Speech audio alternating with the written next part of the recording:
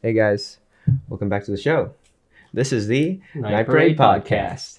the show where we shine light on the dark. That's right. Each episode, we present to you a case on all things true crime and paranormal. As always, we'll be your hosts. My name is Glenn, And my name is Jan. and we work together here with the team at Night Parade Studio to bring you the show. Yes, sir. Today, we're not going to be going over a killer.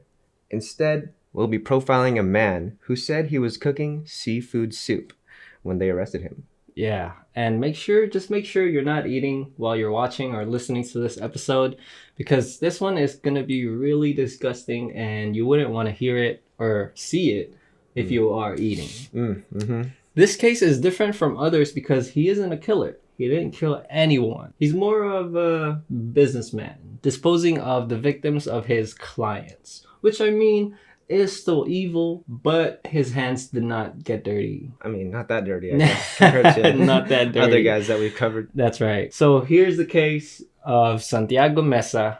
Let's get started. Let's do it. All right, Santiago Meza. They also called him El Pozolero. So he was born a poor farmer's boy, and he loved animals. In 1996, he started working with the Arellano Felix cartel, and he tended to horses. He also did some masonry work, and it paid way more than what he was doing on his farm. Right. Then the cartel started offering a little higher pay for a little dirty work, such as carrying out some sketchy drug deals. But soon he was the one conducting the narcotics deals. He was a dealer, then he was a drug office keeper, and he started rising through the ranks. Wow. Interesting story. Very interesting, yeah.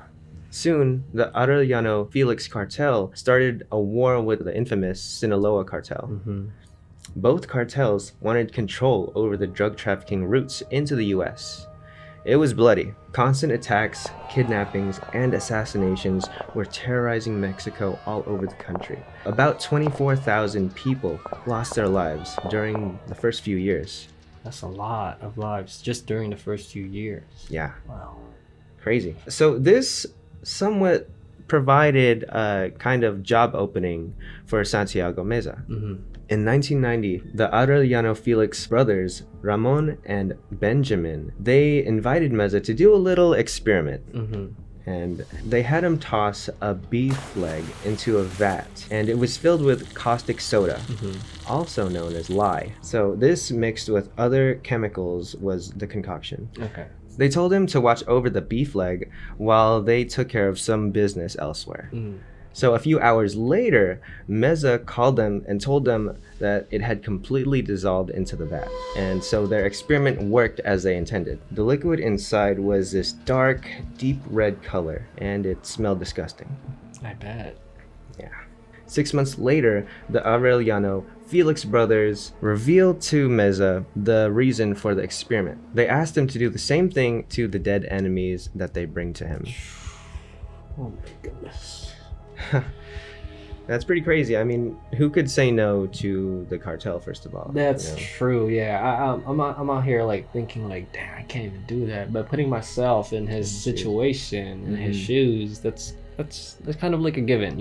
It's a must. It's not like they're questioning you if you want to do this. It's like, yo, It's you more gotta of do like, this. You gotta do this, or else you know. Boss says so. Yeah. Yeah, exactly. It's pretty crazy. Intense. And so Meza, he dissolves his first human body while the cartel members watched. If it worked, they now had a much easier way of disposing their enemies. Yeah, and I mean, kind of undetected that. Yeah. Oh gosh. So Meza undressed the body and stuffed it into the vat. It was filled with the same mixture, 200 liters of it, and the mixture began to bubble and froth, and they let it cook overnight. When they returned in the morning, there was no body inside, just a red sludge at the bottom and tiny bone fragments. Man, that's pretty gruesome. That night, a truck driver came to pick up the vat, and he drove it to a canyon somewhere on the outskirts, and there he dumped it. Then he drove the vat back, and thus he was given the name El Pozolero. All right, so his name actually comes from pozole. Yes. It's a traditional Mexican soup made with corn and meat, and this was awful. I'm sure, yeah. I can't even look at pozole the same anymore. Like, you know what I mean? Because now every time I see that, I'm sure he ruined this meal for a lot of A people. lot of people for sure. Mhm. I mean, pozole is good though. I'm not. I'm just saying, pozole is good. Yeah, okay. So this became the preferred method of dealing with bodies when it came with the Tijuana cartels. And so Santiago Meza became the chief cleaner. He managed everything, buying containers, the caustic soda, latex gloves and gas masks, all of that. Yeah, he was in charge of the whole operation when it Yeah. comes to getting rid of somebody. Yeah, Right. yeah. In his position, he's doing good for himself. Not in a way that whatever he's doing, but I'm pretty sure the money that he was making and the help that he was giving his family with that type of money, he was doing good for him and his family. Mhm. Yeah. Yeah, I mean, he must have been, right? So at this point, he was working directly under the drug lord, Teodoro Garcia Cemental, aka El Teo. So he would often text El Pozolero whenever he needed to dump a body. Obviously, that's his business, right? Yeah. And he'd send a specific location when El Pozolero would later show up. However, they wouldn't just give him the body. He would have to find which car the body was in. It's almost kind of like a maze or Like a kind puzzle. of like a puzzle. Then two men would help El Pozolero carry the body to wherever the transport is. Then he would take care of the body. Sometimes it would be more than one body at the same time.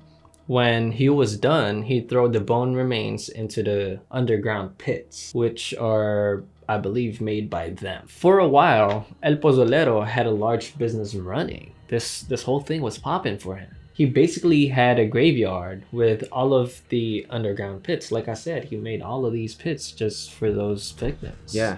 In 2008, El Teo decided to betray the Arellano Felix brothers. He joined the biggest cartel around with El Chapo and El Mayo in the Sinaloa cartel. Ah. So, El Teo took El Pozolero with him. And so El Pozolero became the chief body disposer for the Sinaloa cartel as well. Oh man. He was making 600 a week. And in peso, that's a lot, dude. Wow. That is a lot. Yeah. Which was excellent for him at the time and place. Like I said, he has to provide for his family. You kind of have no choice or where to go. And this is probably the best job around, especially at this time. Yeah, probably. Doing this is probably the safest thing that you could do because of the fact that you're also protected by the people that you work for. Cartels are supposedly not just gangs, but also a family of some sort, right? Mhm. Kind of like, you mess with my family, I mess with you. Right. So and so. In a messed up way. Right, yeah. However, this would all end in less than a year. In January 2009, El Pozolero was tracked down by Mexican authorities and they were tipped off by an anonymous person. When they stormed his house, he was stirring something in a pot. I wonder what it is. Oh gosh. And it smelled horrible. He was also drunk and slurring his words. He claimed that it was seafood soup. And yeah, Oh my god. he was arrested after that and he decided to confess to his crimes. He told the police that he dissolved around 300 bodies, which is a lot. That is dude. a lot. That is so much. It is believed that the actual number is over 1,000 human bodies. Wow. My goodness. Wow. Oh my god. That's crazy. That's like massacre, dude. Thousands. Throughout like his whole kind of like business, I suppose. Now this case made headlines all over Mexico. Obviously, the soup master. He had been working with the cartel for over a decade. In that like 10 years, that's kind of 100 bodies every year, something like that. That's a lot. Just dude. about. That's just- Yeah. He was getting rid of a lot of bodies day by day. Yeah. So while in prison, the authorities discovered his burial sites or the graveyard that he was, putting all the bones in. Mhm. And he called it his chicken coop. 250 kilos or 500 pounds were extracted of bones. Bone fragments were extracted in 2017. Jeez. And it was actually used to raise chickens. Oh my god. Which is insane. Oh my goodness. That's crazy. Like imagine like you're eating you're eating I can't even like A finish chicken it. that was like raised on here. Oh my god, that's nasty. That's disgusting. That's inhumane. You can't feed somebody a chicken that ate somebody. You know what I That's mean? wild. That's pretty freaking wild. And so here it is. A picture of it is basically a farm along the highway to Tecate, which is in Mexico. It looks like Yeah. a regular farm. Nobody you would wouldn't, yeah, expect you it, wouldn't yeah. expect like some crazy stuff is going on here. Yeah. And I mean, there's probably a bunch of animals around as well. So all that kind of like masks the horrible kind of smell that Yeah. whatever that is. Or everything that was going on too. Yeah. Yeah. It's terrible to think about, man. Oops. Because this is basically hidden in plain sight. Yeah. Oh yeah. It's almost the perfect cover up. yeah. So only 70 of the bodies were dissolved at the chicken coop, and 16,500 liters of human matter have been extracted from all over Tijuana. Human sludge was poured into empty lots in wooded areas. Just imagine all the victims that were actually found, what they looked like. You know, what kind of state they were in. Because whatever it is that they did to you over there, man, they're trying their best to cover it up the best way they can. And man, you can see it. You become a soup. That's crazy. That is crazy. Oh my gosh, that is a lot of bodies. This is too much. It's like a mix of everything. You know, you don't know whoever your loved one is in that vat of whatever. Yeah. You know, there's no way to identify them. Yeah, There's no way. it's sad, man. It's sad for the family is. who's wanting some closure. Even some of them probably never been like identified. Oh, definitely. They were only able to identify a certain amount. I think. Yeah. Oh, Which we'll get out into. of like thousands. Yeah. That's crazy. That is one wild story. And the craziest thing is that El Pozolero, he taught other people how to dissolve human bodies. His crazy. specific method. And so he even created a drainage system, making the process more simpler and cleaner. Yeah. Oh my gosh. So this is a quote from him saying, "It was the devil to move them. They weighed a lot. After everything was cleaned up, we stored the barrels. We also washed the drain with hot water because the remains stuck into the pipes." Jeez. That's nasty, dude. Ugh. So when the police asked him if he had any remorse for what he did, he said, "Of course." He said he tried to tell the cartel he didn't want to do it anymore, but it's very difficult to say no to drug lords. Yeah. Man, I'm sure. Yeah. Knowing what he knows, Yeah. right? You can't just leave. You can't just leave. Oh man, Scary situation. It's almost like it's either you stay here or you die. That's it. That's your options. Yeah. Well, he insists that he never killed anybody, and he's never dissolved any bodies of any women or children. That's what he claims. Okay. So there's that. Take that as you will. In 2012, he was convicted, sentenced to 10 years in prison. And during his trial, he stated that he was not a dealer or killer or monster. He said that he was just a man doing his job for a cartel that wouldn't take no for an answer. Right. And in closing statements, he asked God for forgiveness, Right. and he apologized to all his victims' families. Right. But the victims' families never accepted his apologies because El Pozolero never revealed the locations of the rest of his victims' remains. They said, how can it be genuine if he wasn't willing to help the police? Right. You know. Anyways, he was released from prison in April 2022. Yeah. Wow. Last year, the suit man's back in town. Yeah. Crazy. So this outraged some of the victims' families. To them, it doesn't matter if he didn't kill the victims. They believe that the sentence should be a lot harsher than 10 years because a lot of them were never identified. And to this day, Mexican authorities are still retrieving human bone fragments all across Tijuana. Oh my God. Who knows how many people are still doing what he did in Right, 2009, you know, because he taught so many people. Right. Yeah. Wow. That's pretty crazy. That's crazy, man. That is pretty crazy. Dude, because I mean, he taught probably a good amount of people for what he did to be carried throughout Mexico. Yeah. You know, because now you have the apprentices having more apprentices, and those apprentices Probably having started a whole generation. Right. Yeah. So it kind of like snowballed from Mesa to, you know, different Yeah. parts of, you know, the country. Yeah, and now the cartel has a really easy method of getting rid of their victims. Right, right. And if you look at the screen right now, the bone fragments, you could barely tell it apart from maybe like, you know, tree bark or you know, They look like white rocks. stones. Yeah. Yeah, or rocks. You wouldn't be able to tell that's bones unless you go up to it and be like, really look at it. exactly. So I don't know. It's kind of scary to think that anywhere you go in that place, there could be some parts piece of of like somebody, yeah. somebody's. Ooh, that sent chills down my spine. Yeah, man. That's pretty crazy. Yeah, it's pretty crazy. Do you think he got off too easy with the 10 years? Because I mean, he was out last year, so he's been free He's out man Yeah. ever since. Been almost a year. All right. In my opinion, I think he should have done more time. Mm-hmm. I think that, like, all these victims that remain faceless, they were never given any justice because of this. Right. You know, he got off way too easy, Mhm. and the families are still suffering because of it. Yeah.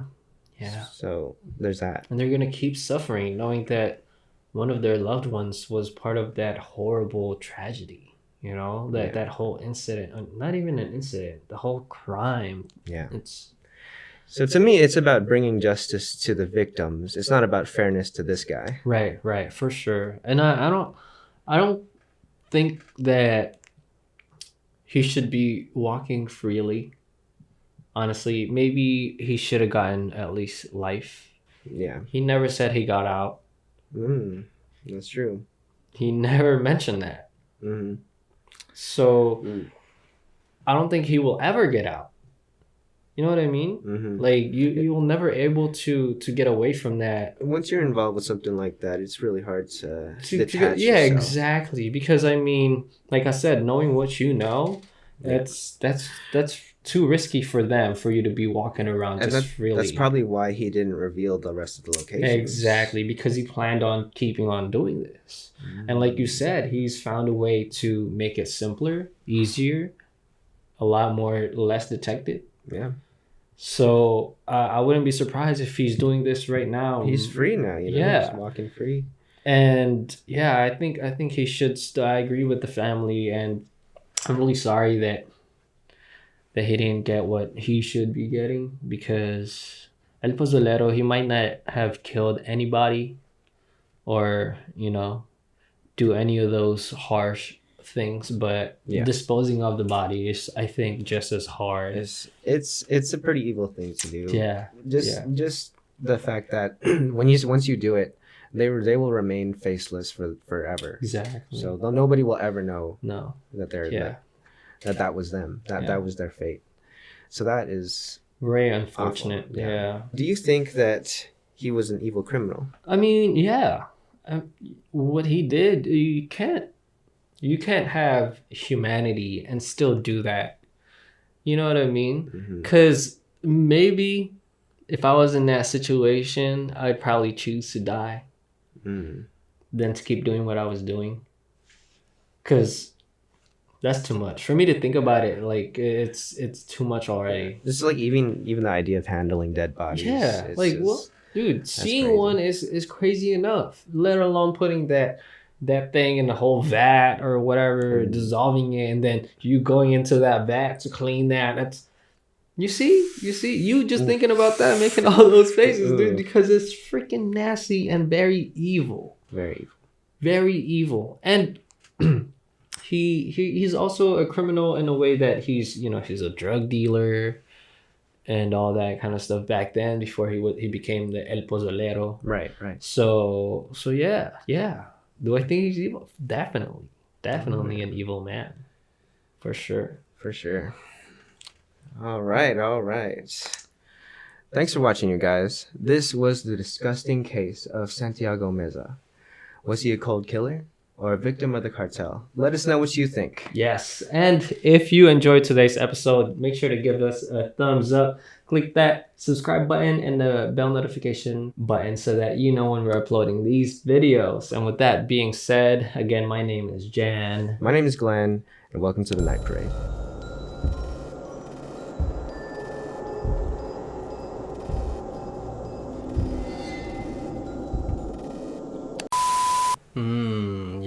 Yeah. Apparently, this seafood soup is somewhat. I was gonna say like somewhat good. Just cut that out. I don't need that. Okay. We don't need to explain what lie is. Alright, I'll cut that out. No I'm sure they know what that is. He's gaining weight too. Like you look at the picture, right? Like, Oh shit! I didn't even notice that. He's pretty big there. Yeah, that's how you know he's doing good, right? Oh, wait, no, that's a different guy. With El Chapo and El Mayo. He joined the biggest cartel. What the fuck is going? And so he became the chef body disposer for the Sinaloa cartel as well. That's supposed to be chief. Sorry. Oh, I mean, chef kind of sounds pretty good too. I mean, Okay. I'm not gonna lie. I mean, you can keep it if you But want. no. You know, because he cooks. He makes the soup, you know, the chef, right? Okay, let's take it back, dude. Okay.